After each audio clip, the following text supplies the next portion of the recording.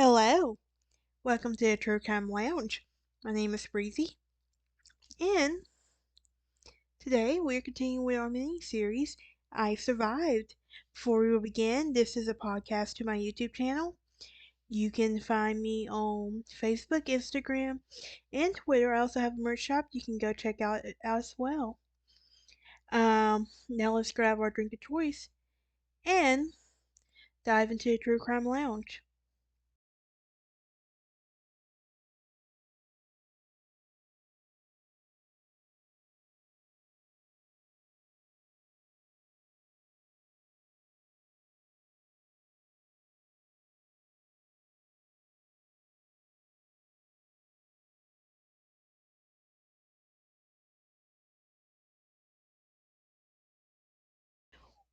We are over halfway into our mini series. If you recall the first episode, I talked about calling Stan. The second, we talked about Kira Robinson, and then our third, midway through our mini series, we spoke about Elizabeth Smart. Now, today we're going to be talking about Lisa McVey. You might recall the movie on Lifetime, Believe Me, The Abduction of Lisa McVey. Once I figured out it was actually based on a true story, I had to do my own research. Um, I will do a I will do a separate video on Bobby Joe Long later. He was the serial killer who murdered 8 women before kidnapping Lisa McVey. But for this episode, I am only gonna be focusing on Lisa McVey. Um, she was literally doing her own. She's literally her own hero. By doing whatever it took to survive, something most of us could even imagine going through. She survived unconscionable sexual abuse and lived to see another day after a brutal 26-hour abduction in Long's apartment. Her escape from a serial killer, first fight, and her fight to convince the adults around her to believe her, is a story has has become the subject for many pieces of media. Even in Lifetime even made a movie about it in 2018 called Believe Me, The Abduction of Lisa McVey.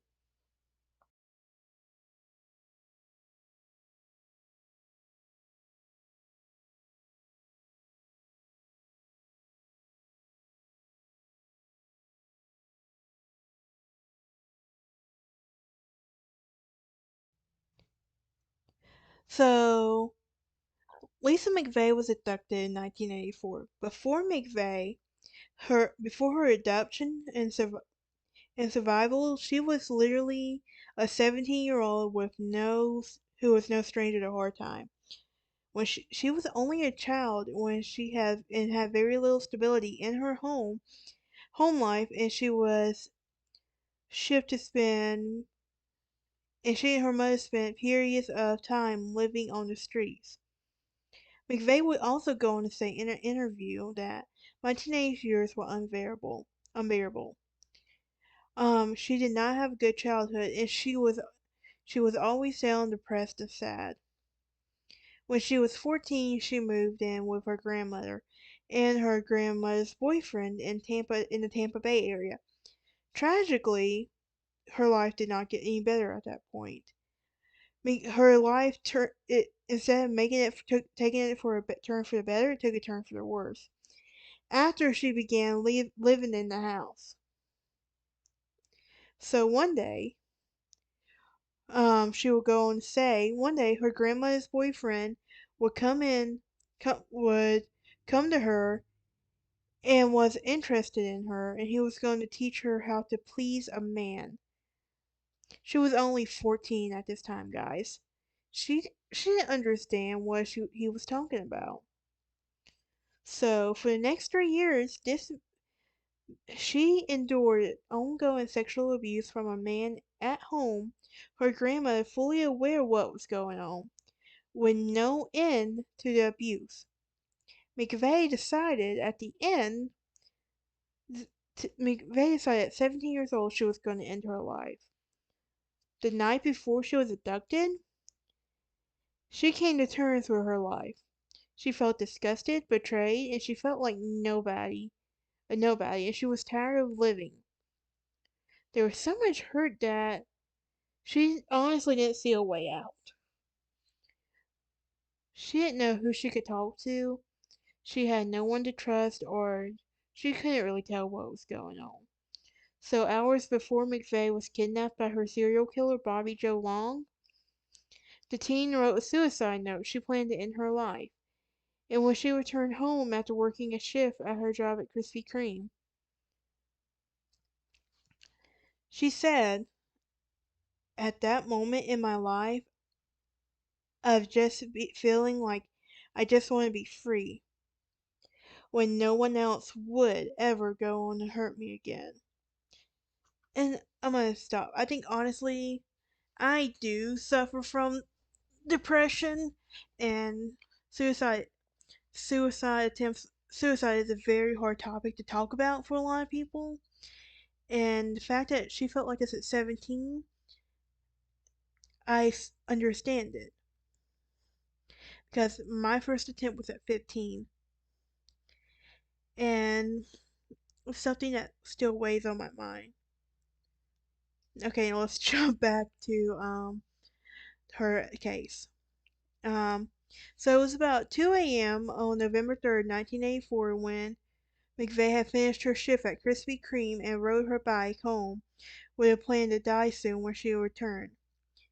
But she never made it to her grandmother's house that night.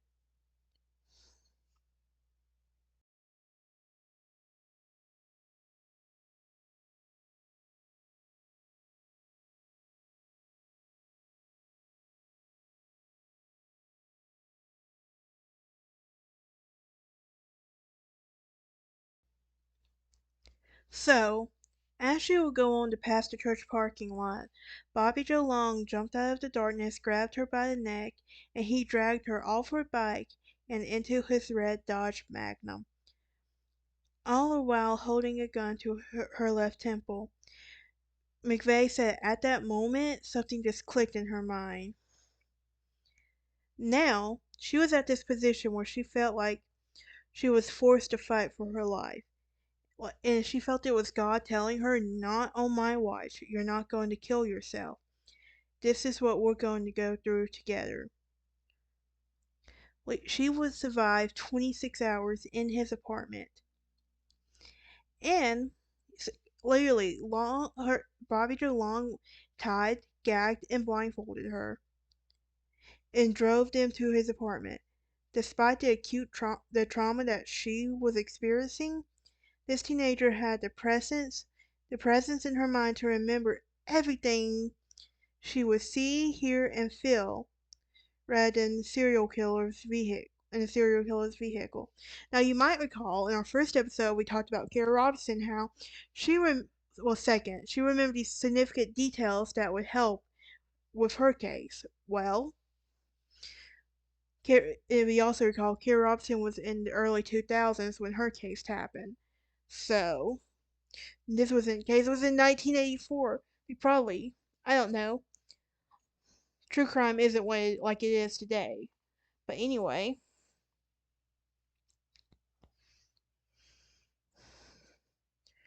with her, anyway, like with the even with the blindfold on, she clenched her jaw so she could see through the spaces in the blindfold whenever she would relax it again. Even through this tiny peephole that she created, McVey saw Long's ear had a red carpet and red seats. And Long's car. I don't know why I said ear. She also saw the word Magnum detailed across the dashboard.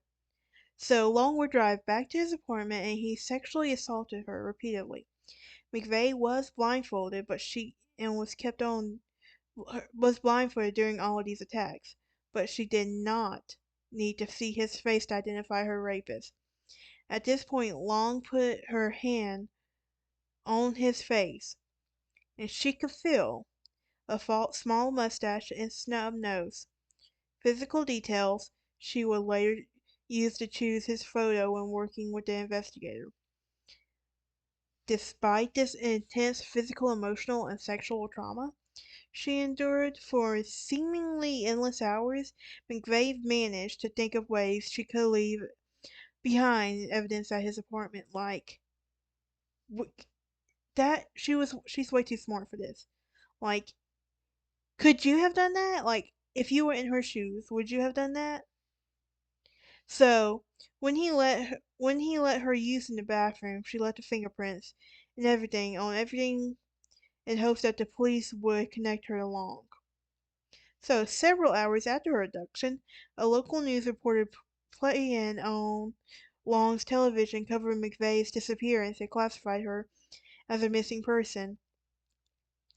Upon seeing this coverage, the teen started to panic, but Long threatened her with, "If you scream one more time, I'll be forced to put a bullet in your head.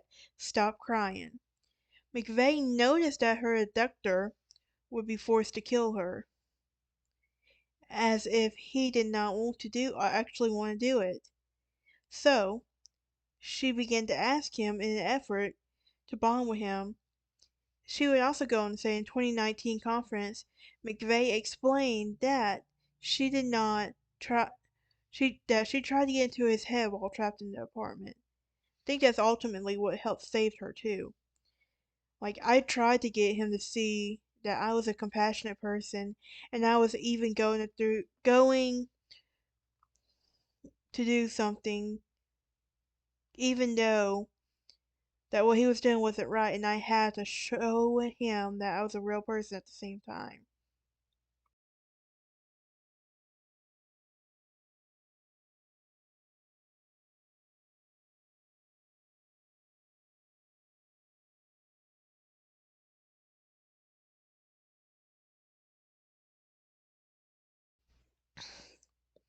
So when Long would basically inform her that he had done this to other women, she asked him why he would do the same to her. He replied to her with to get back at women in general. And if y'all know me, y'all know I love serial killers. Y'all know I love the psychology behind why they kill. But this is not what this episode is about. That will be episode for a later time. Anyway, um, following, he would say to get back at women in general, following some bad breakups. McVeigh offered to be Long's secret girlfriend and reassured him that he would never tell anyone that how they met. She also told her rapist that she was her father's only caregiver and he needed her help because he was very ill. It wasn't true, but this information would convince Long that she was a person with compassion and humanity rather than an object to be abused. So, her efforts paid off, and after 26 hours of torture in the serial killer's apartment, Long bundled McVeigh back into the Dodge Magnum where he lived, and asked her where she lived. Long first drove into the pair to an ATM, then a gas station, finally pulled into a parking lot behind the business near her grandmother's home. After, Long told McVeigh he was sorry and he didn't want to kill her because of her father's help. Still blindfolded, she exited his vehicle and stepped outside. Long ordered her to wait 5 minutes before taking off the blindfold. After what felt like the hours of waiting, the 17-year-old finally took off the blindfold. Then, the first thing McVeigh saw was an oak tree. Like, she would even go on to say that. She felt frozen. But, when I finally take it off, I'm at a beautiful oak tree. And I think I'm going to have a new life. And it will be so much better. Finally, she would take off running. And so terrified that Long would change his mind and abduct her again, McVeigh ran to her grandmother's house, arrived at 4:30 a.m., but back home her horrific ordeal was over. Her grandmother's boyfriend beat the teen for hours, interrogated her about where she had been the past day. Despite the rampant abuse, McVeigh stuck to the facts and implored the two call the police. Her grandmother finally called Tampa police in the morning, and the teenager was making up a story about being kidnapped. Because McVey was classified as a missing person, police had to conduct an investigation. So she headed to the police station to tell the authorities what happened.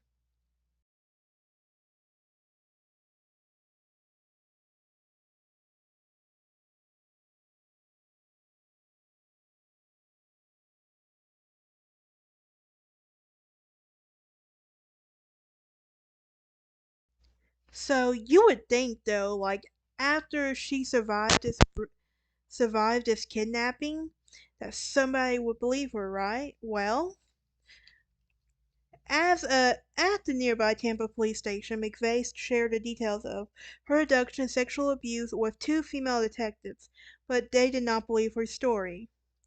She okay, one this makes me mad because one with one is she did not make all of this up. And this was a time before women did not support women. And this is one of the things that I strive for that strive for. Women need to support women. Anyway, let's get my bias back. Set my bias aside. But so she would go on to tell them she wanted to go over it, wants to go over it again and again. And I finally said no. Bring in somebody more intelligent. The following day, McVeigh spoke with Sergeant Larry Pinkerton, the official charge of sex crimes in the department. Pinkerton believed her story and he called the FBI. So, in an interview in 1984, just a few days after McVeigh's return home, local news reported that a body of a young woman had been uncovered at the Tampa Bay area. The teen heard about this story, played it to the TV at her grandmother's house. That's what she called Larry Pinkerton because she believed whoever committed the murder was her kidnapper. Pinkerton contacted the Hillsborough County Sheriff's Office and got in touch with deputies who were investigating the murders.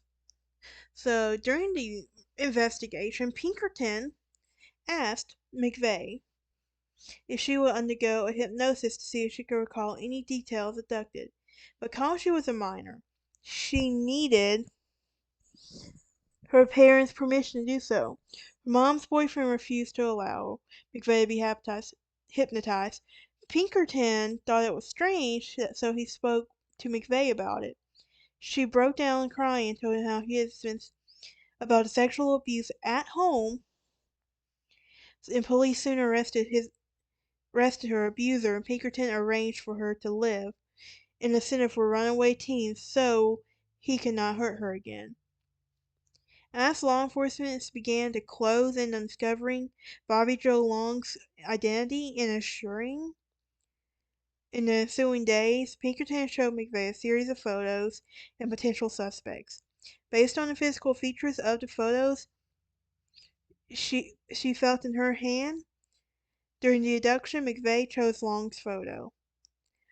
The police retraced the drive that McVey thought Long took before he released her then to the ATM he used by cross-referencing registered Dodge Magnums in Florida, with his name found at the ATM.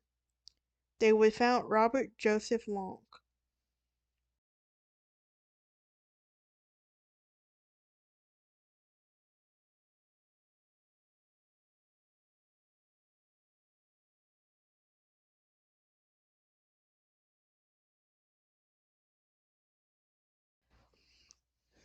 So the police would go on to arrest Bobby Joe Long in Tampa.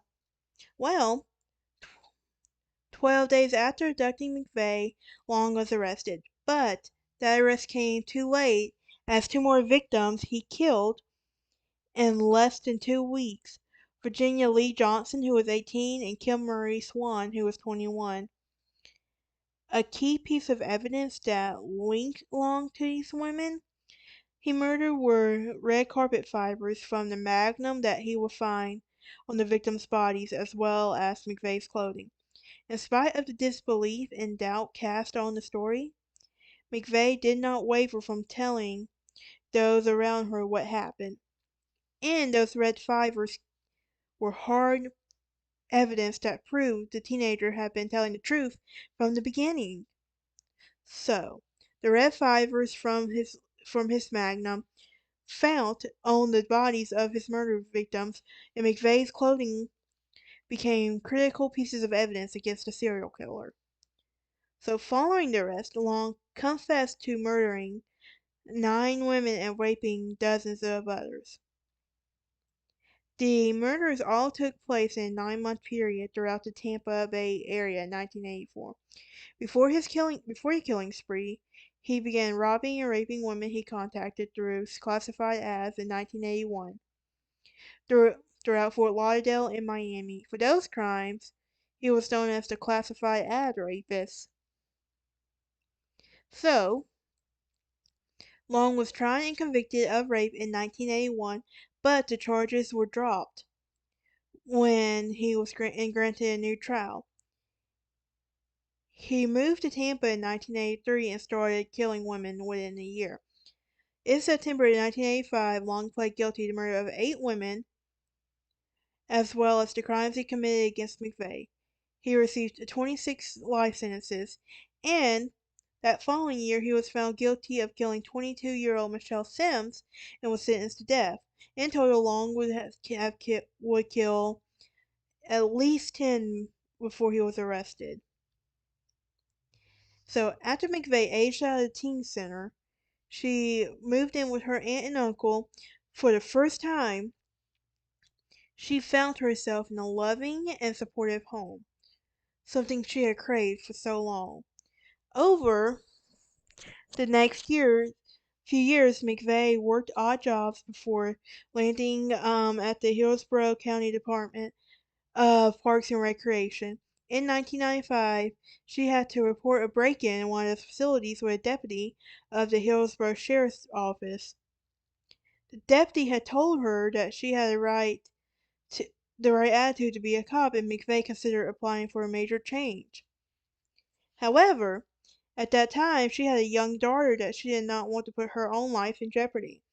So, but she did receive a lateral transfer to the sheriff's department 4 years later and worked as a dispatcher. In 2004, McVey put herself through the police academy and became a deputy.